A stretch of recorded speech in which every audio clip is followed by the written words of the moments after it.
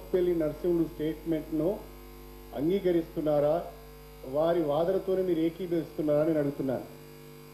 దానిపైన తెలుగుదేశం పార్టీ చంద్రబాబు నాయుడు గారు వివరణ ఇవ్వవలసిందిగా నేను కోరుతున్నాను. ఒకవేళ మీరు వివరణ ఇవ్వకపోతే నేను తీసుకోబోయే చట్టపరమైన చర్యలను మీరు కూడా ఎదుర్కోవాల్సి వస్తుంది అని చెప్పి నేను తెలియజేస్తున్నాను. అయ్యా శ్రీహరి గారు, నీకు దండం పెడుతున్నాయా, నీ మీద నాకే కోపం లేదు. నువ్వు కోర్టుకెళ్ళి విషయాలన్నీ బయటకు వస్తాయి, మంచిదే కదా.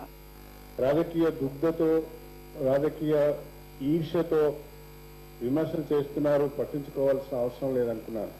గతంలో ఒక సామెత ఉన్నది, ఏనుగులు పోతుంటే కుక్కలు మరుగుతాయి అని. ఏనుగు పోతుంటే కుక్కలు మరుగుతాయని చెప్పారు.